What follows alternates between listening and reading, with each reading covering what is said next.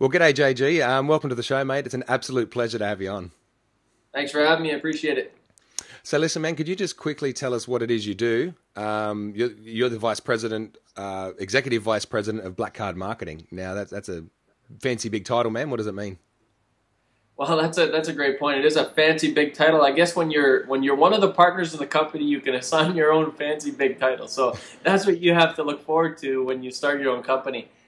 Essentially, I'm business partners with Jerry Robert. I started the firm with him years ago, and yeah, my official title is executive vice president of the Black Card Marketing Group. But what I do is simple, man. It's I show business owners how to double their sales and triple their profits. Period. That's a nice short answer, man. How did you get in touch with Jerry, man? How did you end up working with him? Because I actually interviewed him a couple of weeks back, and that's how we got connected. Went to his event, man. He's just a legend. So yeah, how do you get it? How do you end up being his business partner, man? That's extraordinary. Well, that's a heck of a story. I'm not sure how long do we have for this interview, As but long let as me it needs. try to give you the short answer. Jerry was partners at one time with a man by the name of Bob Proctor, who many of your listeners will have seen the movie The Secret. It was a huge hit, viewed by 300 million people. And I went to go see Bob Proctor, and at his seminar came on this guy by the name of Jerry Robert. Now, Jerry and I have some similarities that a lot of people don't know. We're both French Canadian. We're not from the same city, but I lived in the city he grew up in. We have very similar stories. We have very similar family backgrounds. We're sort of, from poverty and then made it, if you will, the rags to riches story. Anyways, the point is there was just a connection between the two of us. I just felt some type of connection there. So I decided I had to work with this guy. I just had to work with Jerry Robert. And even though I liked Bob Proctor and I liked his material, I felt like Jerry's material was better, and I was all about Jerry Roberts. So then I went on what I call the Jerry Hunt. Now, don't laugh at me when I go through this here, Peter, but seriously, man, for a whole year, and by this point, I had spent probably north of $50,000 on seminars and courses and improving myself. When I left university, I went on this, just like you, went on this, and if our listeners, this powerhouse, crazy, go to every seminar I could buy, spent 50,000 plus. Then I ran into this Jerry guy, went on what I call the Jerry Hunt. So for a whole year, man, I went to every seminar he offered. Doesn't matter if it was in Toronto, Calgary, LA, Florida, Dallas, Atlanta, Chicago, New York City. It didn't matter where it was, I was going. At one point, him and Bob had a seminar on a cruise ship in the Caribbean islands. I went to that too. I went to every, and there's not one thing he offered that I didn't go to. It was so I went on this Jerry Hunt. So and every time, my friend, I was saying, hey Jerry, can I take you out for a beer? Can I take you out for a coffee? And I buy you I'll take you to the best, Yeah. fancy restaurant I could afford. And I just, I was trying everything. I mean, I was desperate to work with this guy. I really wanted it. Took me a whole year. Couldn't get the meeting. He would not meet with me. I went to the same seminar 4 times, and he would not meet with me. Wouldn't meet with me. And eventually, I started getting into a very similar business to him, and I sent him an email, and these were the words and this is what I tell. I sent Jerry an email that had these words in it. It said, Jerry, I have a $15,000 client I'm ready to give to you. I think it's time we talk. 20 minutes. It didn't take 20 minutes. I had him on the phone. So I say that if you want to become friends with Jerry and if you want a meeting with him, then give him a $15,000 client. You'll get his attention. That's what I tell him. So we ended up setting up a meeting and getting together for breakfast. Now, Peter, have you ever had a situation where you go for breakfast or you're in an interaction with someone and you're just not feeling the connection? I mean, it's like you're just missing each other. You know what I mean? Mm-hmm. Yeah, yeah, totally. And it was like this. And I thought, shit, I've been dreaming about this day for a whole year.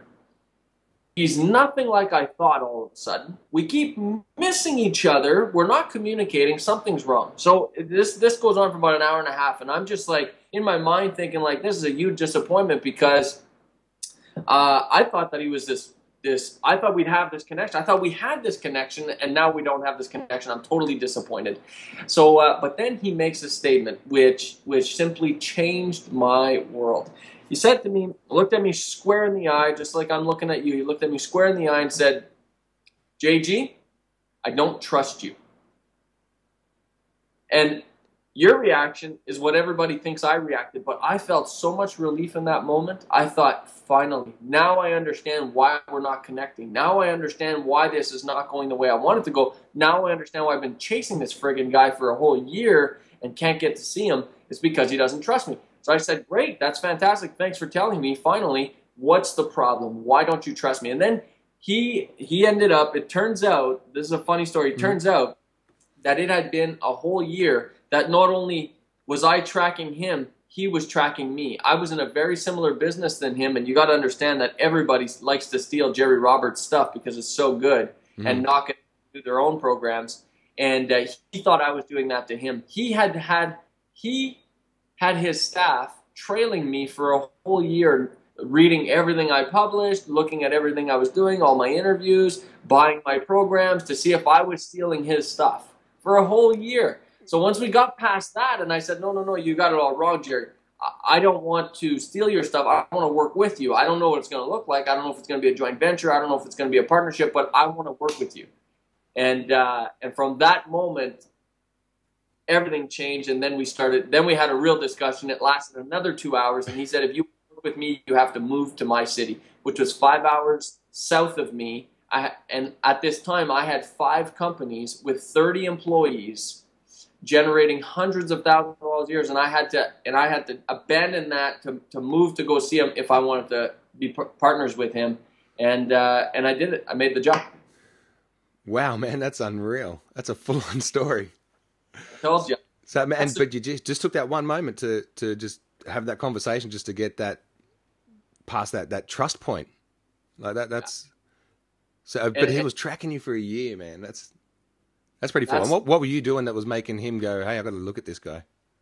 Well, I was, at the time I was in the health and wellness business. I had a group of 6 different clinics, health and wellness clinics, massage therapy, physiotherapy, those kinds of services, health allied services. And I wanted to get out of that business, and I really wanted to start doing seminars. And I had spent all this money on personal development. You know, my story is that I left university in 3rd year. I quit that, and by the end of the 3rd year, within a 6-month period, I was making more money in a single quarter than my profs were making all year. And I thought, you know, these guys don't know what the hell they're talking about. I mean, you know, they're telling me this particular strategy that I just tried last week, and it don't work. So the whole sort of, you know, universities theory, it's not like that in the real world. I got into that crosshair. I started my own company, and by the end of university, when I left, I was making more money than the profs. And I just thought there's something wrong with this picture when I'm learning from somebody who I have better results than. I went on to that business. I went on to launch, and I was what you call a serial entrepreneur, which means I launched several companies. I launched a cleaning company. I built and sold that. 12 months. I launched a health product company. I built and sold that in 12 months. I launched a health company. We grew it to the biggest health company in that city with 6 locations. So we were, you know, I was going down that path, but I really wanted to get out of this, and I wanted to get in the seminar business. And I was making inroads because I said to myself, if he won't work with me, I'm going to get in this business one way or the other. I don't care. So I really want to get in. So he was seeing my progress into the business and was sort of like, thought maybe I was stealing his stuff because I was, you know, here's something interesting. You're about to get into seminars, so you're going to notice this. Even though you spend hours and hours teaching people, very few actually do what you're going to recommend. Very few. You know, 5 to 10% maybe. 20 big max. 80% won't do a damn thing with the stuff you say. Sorry, it's the truth. But I was actually doing it. So when somebody actually takes your strategies and implements them, it's impressive, right? Like you notice those people right away because they're actually doing the stuff you recommend. Well, I was doing it. You know, he told me to publish a book, I published a book. He told me to raise sponsorship, I raised sponsorship. He told me to implement XYZ strategy, I did. It took my company from 300 clients to 3,000 clients. And he was tracking all this stuff. I tell you, Peter, it was incredible. When I found that moment of why he didn't trust me and I was able to break down those barriers, it didn't take me a nanosecond to decide that I was moving. I was abandoning hundreds of thousands of dollars of revenue a year in order to move to his city because I knew that the future would be brighter down there, and I really wanted to get in that business. I wanted to make changes and impact the way he had made changes and impact. So I made the call, man. That's it, man. Just making that one decision. It probably wouldn't have been that hard anyway. You've been following him for a year, so there you go. So, man, could you tell us what are you working on at the moment? What's your main project that takes all of your attention, that gets most of your focus, that sort of thing? Well, Black Card Marketing Group definitely takes all of my focus. It takes 100% focus. We have several companies built into that. We have a like a seminar company. We have a coaching company. We have a coaching company. So we have, or I should say divisions, not companies. So we have different divisions. We operate on 4 continents, 26 different countries. We help 75 different industries, and I'm at the head of that. We built that ground up in the last 12 to 24 months. So you could say that that's been taking up a lot of my time, as you can tell. Okay, and because at the when I went to the Jerry Rapid Results Marketing Conference in Sydney just the other week, I was speaking with his, I don't know what the term is, but the lady that runs his business here in Australia. She was at the desk, when you register, and she was saying you were on the phone back and forward sort of constantly throughout the seminar sort of thing. So what's going on there? Like, what is it that you need to be in touch with them in that situation for? See, typically, I'm not supposed to go to Australia. I made a last-minute decision. I had too much going on here in North America. I couldn't get away. I was just in Australia last month, and as you know, it's quite a trip around the globe. I'm not sure if you've ever trekked it, but it's a hell of a trip. And I went around the globe in April and mid-May, and I just got back. So I figured, 3 weeks, and I got to get back again. I just felt like there was so much going on here at the office. I had to stay this time. But usually I MC the events, I run the events, and I also speak at our events. Okay. So you just got a bit of a unique. So I was just checking in with Natalia, who's our business partner there in Australia. Yeah. She does great work, doesn't she? Everyone that you speak to is like, so how did you? Oh, Natalia called me. Oh, so how did you end up at this event today? Oh, Natalia. So she's rocking it big time. And that's those, our business partners. I mean, we, like I said, we operate 4 continents, 26 countries. So we just I can't be everywhere all the time, even though it's a small world and I can get around very easily. And we do I go around the globe 3-4 times a year. We just can't be everywhere all the time. So we need to rely on local partners like that to have sort of feet on. And that's what Natalia does. Yeah. Awesome. So can we talk a little bit about kind of like how you went from nothing to having everything like that? We were talking a little bit, but just before the interview, about that kind of that moment that you kind of just break through whatever that barrier is, and you get it, and then you start moving in a direction, you start getting consistent, and you start getting results. What was that moment for you that you realized, I need to do this, and then it started working? Well, I think that the funny thing is that I'm sure you have a lot of people on your show that talk about sort of paradigms and mindset and all that stuff, and I'm happy to talk about that because I'm a huge proponent and I believe in that stuff absolutely, and I speak on it and I help people in that direction. But if I had to die tomorrow, unfortunately, I hope that doesn't happen. But if I did, I would say that I want to be known as the guy, sort of move your feet guy. I'm always telling myself, my clients, the people I love, the people that are close to me, and everyone I come in contact with, just make a decision and move your feet, man. That's it. Like, even though you may not know where necessarily you're going, just move your feet. And I did that very early on. And they say that, it's not about the destination, it's about the journey. And I learned that, and I took that to heart very early on. And I decided that if that was true, if you accept that as true, then it's really about just moving your feet, and you'll get to the destination no matter where you end up going. You may, like, for example, you were a little off track maybe a couple of years ago for a little bit, and so was I. And I've been on track and off track, and it's just like a boat getting from point A to point B. The boat is very rarely on course, but the boat always gets to the destination. The question is, you're a little north, then you go a little south, then you go a little east, and you end up, you're going up and down. You're sort of, get to your destination, but you've got to do that. The only way you're ever going to do that is by continuing to move your feet. So I'm a move your feet guy personally. I taught a lesson yesterday to our VIP clients, and I was teaching them about the learning cycle, where people get caught up in this learning cycle where, they learn information, it's new to them, they feel like that's progress. since progress equals happiness, they think, oh, that's fantastic, that's really good. And instead of then implementing the learning and getting the result, they go back to the bottom of learning again, and they keep learning something new.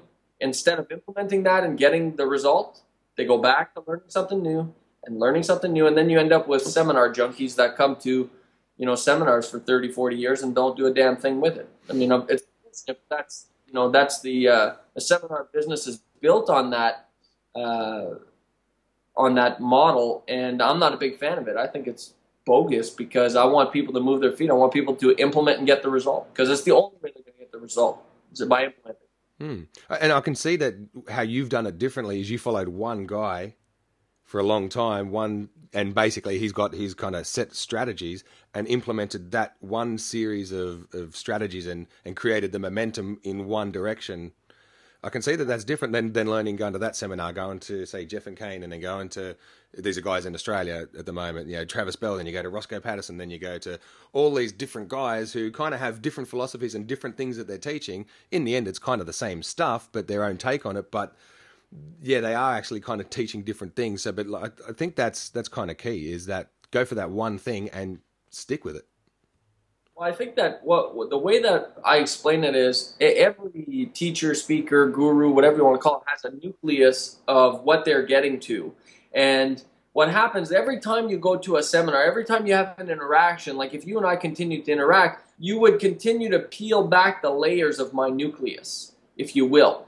But if you come once to my seminar and then go to Jeff and Kane's seminar and then go to Jerry Robert, Jerry Robert is my seminar, but it's like seminar or whatever, you're just peeling off one layer of each nucleus every time, and you're never getting deeper, and you're never getting to the center of it, which is where the magic lies, if you will. So I learned that early on. I don't know where I learned it from, but I just said, this is it. And I learned from, before I locked on to Jerry, I had several mentors, half a dozen, that I went from one to the next, to the next, to the next, to the next. And then I just figured, you know what? I mean, we have to, you've got to make a decision. You've got to find the person that has the results that you want, and you want to go for it. And that's the key, is you want to lock on to somebody who has the results that you're looking for, right? Who has done what you want to do, and lock on to them. And don't let go. That's good, man. I really dig that. I know I'm on the right track when you say that. Because, I've done that. I've found someone, basically this whole interview show, I was kind of doing it first. And then I found someone, someone introduced me. They said they saw what I was doing and went, oh, I'm a fan of this guy. They thought I was mimicking his work. And I was like, oh, I've never heard of him. Who's that? And I went and found him. And it was like, he's like 4 years down the track, 300 episodes in, and he's interviewed everyone that I've ever... I look at my bookshelf, and that's who he's interviewed. It's like, that's the guy. And then, man, got his course, got his training, following his steps, and that's it, man. It's very cool. I like that. So can we talk a little bit about, do you have like a kind of a system, your 5 steps, 10-step system that you follow personally that works for you, that you might be able to share or something like that? Yeah. You mean with regards to personal development, or you mean with regards to business? You probably get a bit more specific. Say for a lot of my listeners... Peter, I got lots of systems, man. Don't worry. I say, okay, for example, a lot of my listeners are speakers or speakers in training. They're going out to talk about what they're going to do. So let's sort of stick to the seminar business model. Yeah, exactly. Okay, great. So I could speak on as a speaker, or I could speak on the seminar business from a business perspective. So let's talk about a business perspective. I'm more interested because I know my subject, and that type of thing. Everyone knows their subject. So about a business model. How do you make money doing this thing? So the seminar business is actually in transition right now. There's various ways that you can go. There's 2 major business models in the seminar business. Actually, there's 3. There's number 1. You're going to charge for tickets, and you're either going to charge a lot and go with a small event, or you're going to charge very little and go for a mass number. For example, Peter Lowe in the United States, he charges like $9 for a ticket, but he fills football stadiums of 80,000 people with his seminars. That's pretty intense, okay? That's one business model. The other business model is and Jerry's had these before. Jerry has charged up to $100,000 for a seminar. Now you're not going to put 80,000 people in that. You might put 10, 20, 30, 40, 50. Who knows how, but it's a small number of people at a large price point. The decision there has to be on who you're going after. If you're casting a wide net, so if I look at Peter Lowe's audience, he goes after general success principles. He tries to help people in their overall life. So it applies to a consumer, it applies to just about everybody, and he goes after a lot of, a wide net, a wide target audience. So that works for him. So you really, to make the decision on how to charge for your seminar, you got to think about who you're going after, and then decide on a price point and double it after that. So double it after you've decided on your price point, then double it. Before you even put on a seminar, then double it. Correct, because you're underestimate what you're worth by a factor of 50% at least. So I always say double it. So if you tell me that your seminar is going to be $500 for the day, I say make it $1,000. If you're going to tell me it's going to be $2,000 for the week, I would say make it $4,000. I'm always going to tell you to double it, because you're always going to underestimate yourself until you get to a certain point where you realize your own worth. You're going to always underestimate, unfortunately. So I always say double it. And I would say that about any business owner that's listening. Barring just a few exceptions, if you will, I would say everybody today should add 25% to their price, whatever they're selling.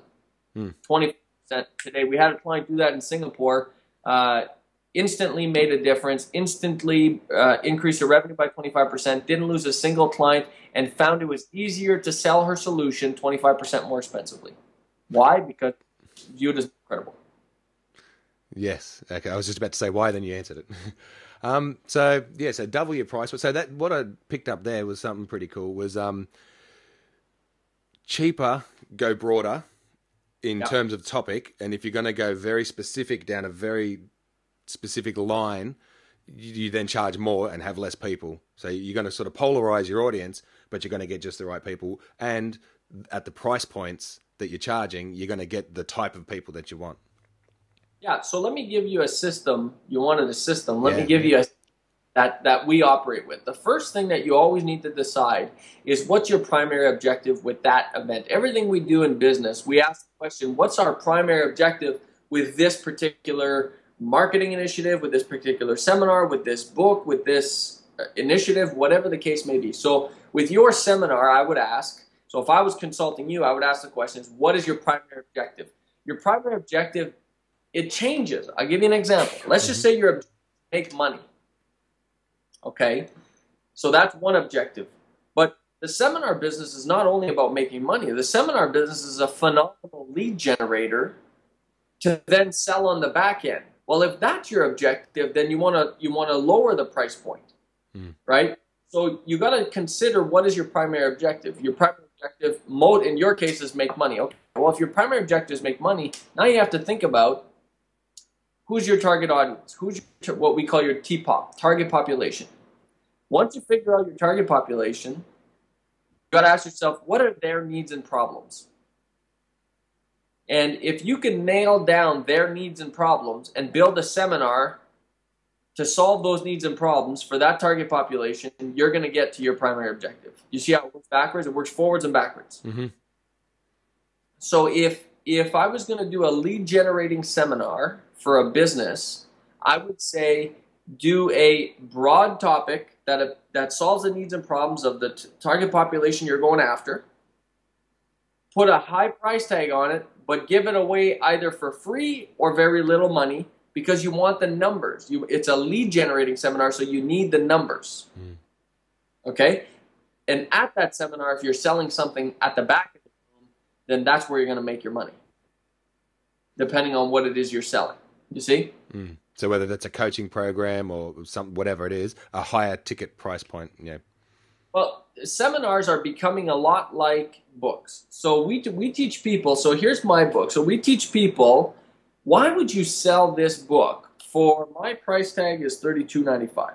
Now, why would you sell this book when I could sell my consulting arrangement for $50,000, $60,000 and give them a copy of the book? So if I use the book to position myself properly, but then sell my consulting arrangement, isn't that a lot better than just selling a book for $32?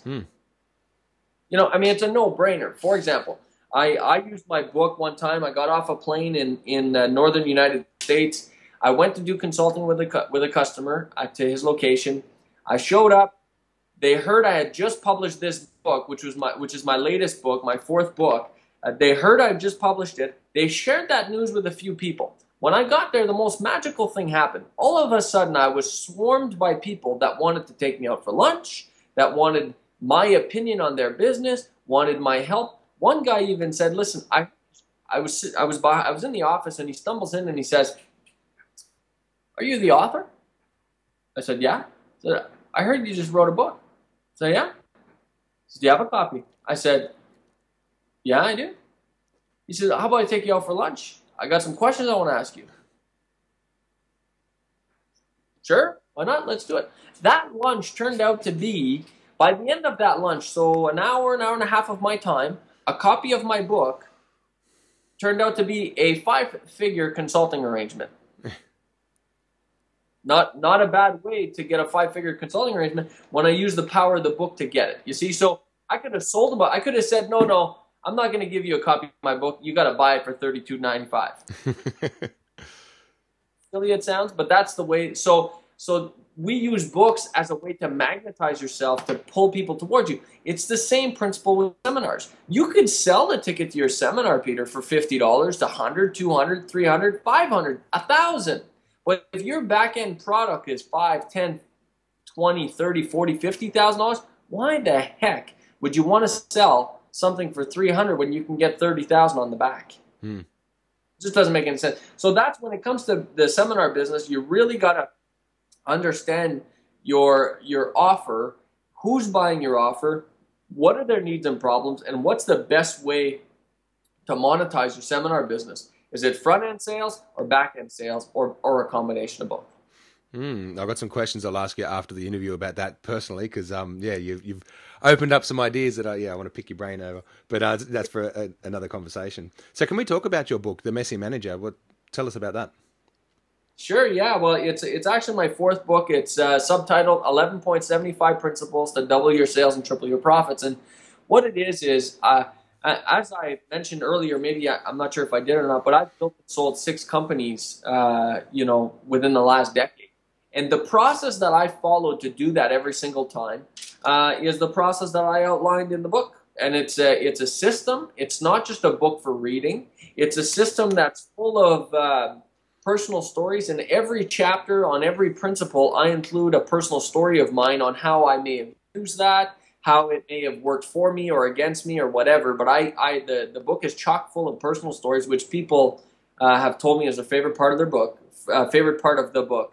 And the other thing is it's full of examples. It has 18 audio, video, documents, PDFs, exercises, and supplements to the book, which turns the book from just a book to a system.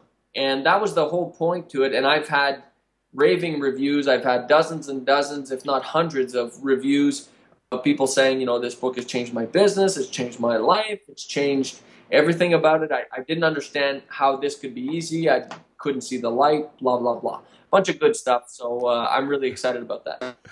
All right, man. So it's because you're working with Jerry and that sort of stuff. And it's a lot about the book. It's all about the book and how to use the book. What are some ways that people, maybe they've already written a book or they're thinking, hey, look, that sounds like a good idea. I want to write a book. What are some of the ways that you can sort of approach it using it as a marketing tool, or what are some of the ways you've used it apart from the way you just described before? If they're thinking that they want to write a book, or if they have a book and it's not working for them as effectively as they want, then they should go to publishabookseminar.com, which we have a lot of free stuff there and a lot of good stuff. There's also instantauthoritytoday.com, which has some great tips. So that's one thing. I'll give you a couple examples. And I can't tell you how often I hear, Peter, people tell me, I had this girl one time at my seminar say, I published a book. I said, oh, did you? Congratulations. I published my book in 1982. said, that's great. That's congratulations. How has it been for you? How has it worked? She says, I ordered 2,000 copies and I have 1,990 left. And I just thought to myself, that story I hear all the time. So people who have books, who don't know how to use books as a marketing tool, as a way to raise their credibility, raise their authority, they really got to, get the information because it's such a powerful tool. There's a couple different things that we recommend. So first of all, a book is like a brochure on steroids. A book will tell you everything about me, everything about my philosophy, everything about my business. It'll tell you how I can help you. It'll explain the benefits, and it just does it all in such a way where you accept it because it's in written form. If I gave you my brochure and I wrote up yours in the middle of it, you wouldn't even notice. Right? But if I gave you 5 copies of my book, autographed them, you would gift wrap them and give them away to your family for Christmas. Wouldn't you? So the idea is that one of them, and the interesting thing is they both cost about the same to print. I've seen people spend $2-3 per unit on brochures that are real fancy, real nice stuff. And I could print a copy of my book for $1 or $2. So it's just crazy how they're both the same cost. They both provide the same. One of them is so much more effective in so many ways. So one of the things we do, for example, is if I want to make an impression on someone, I handwrite inside the book. My mentor told me to give a copy of my book to the 100 most positive people in this city. I hear you're one of them. Enjoy the book. Yeah. Right? I put my phone number in there. I did a quick test, right? We sent out 10 copies of the book with the phone number. I got 10 phone calls. 100% success rate. Because when is the last time you think they got a copy of the book autographed by the author? When's the last time you got a free book autographed by the author? You're in this business and it barely happens to you. Imagine it's Joe or the average business owner or whoever your target population is. They never get a book. They never get it. And so all of a sudden you're sort of seen as an authority. You're seen as a person of credibility. You're seen as somebody who can help them. And they automatically are open to your they're open to your ideas, they're open to your solutions, and you help them any way that you can help them at that point. But it comes with a big responsibility, Peter, because it makes the selling process so much easier that you need to be responsible with it, because you really need to focus on adding value and helping these people because they're open to your solutions. I mean, you appear to be on a pedestal to them. So it's a big responsibility. Yeah, so I've got a mosquito just buzzed in my face. No, that's sorry, dude. No, that's it. I totally get that whole responsibility thing now, because you do have a lot of influence in that situation because you've done it that way with the book. Yeah, that's right. Absolutely. Excellent. Now, so are you speaking anywhere at the moment, or are you just managing behind the scenes the whole Black Card Marketing Group?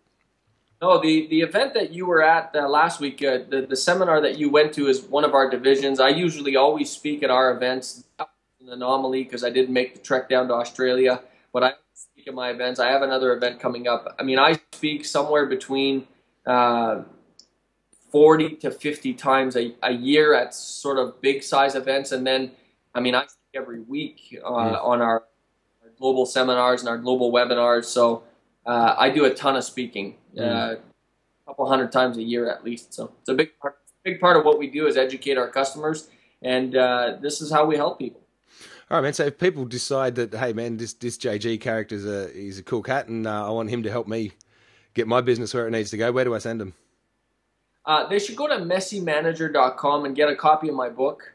I give people a free downloadable copy of my book, so they can just go to messymanager.com, and it's the best place really to get to know me and get to know the book and get to know my philosophy. And when you get a copy of the book, I'm going to send you an email with a copy of the book, and you'll have all my contact information. And I'm very one of the things that I learned from Jerry, and I pride myself on too, is I make myself very accessible. I don't hide behind curtains and assistants a whole lot. I mean, I do have my assistants and I do have my staff, but I try to be as accessible as possible. So, like, if you send me an email, it'll come directly to my inbox, and you're often going to get a response from me. So, and I'm happy to help. I was just talking to a client in Australia.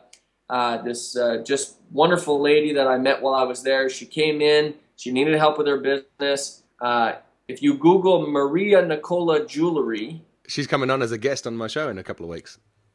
So this Maria is just a great soul. I got along with her. I thought she was fantastic. She was sort of, her business was sort of like she had been plateaued for a long time. So I gave her a couple things, and she's totally been reinvigorated her business. She's in love with it. I talked to her last night. She's doing things now that she'd never dreamed possible.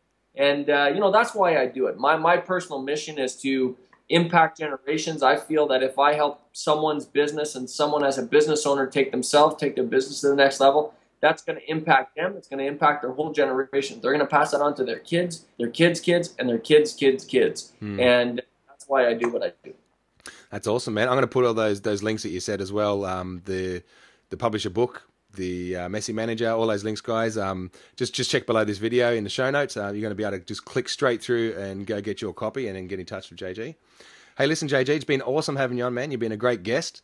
Delivered a ton of value, which is I knew you would, but I got even more out of it than I even expected, man. So thanks so much for everything that you do. Hey, no problem, man. I appreciate it. Thanks for having me. And I'm glad this is actually cool. This video conference from a distance is so cool. I told my hairdresser next time, maybe you can help me with this, Peter. I told my hairdresser next time I'm on TV, this isn't a TV interview, and I said next time I'm on TV, I'm going to have Hair by Holly as a plug. I thought I would just shout it out. So now she'll be famous in Australia, and I told her I'd make her famous all over the world because she keeps me looking good. You know what it's like, Peter. Awesome, dude. Hey, well, listen, JJ, you make it a great day, and I'll talk to you soon. Same to you. Cheers, buddy. See you, mate.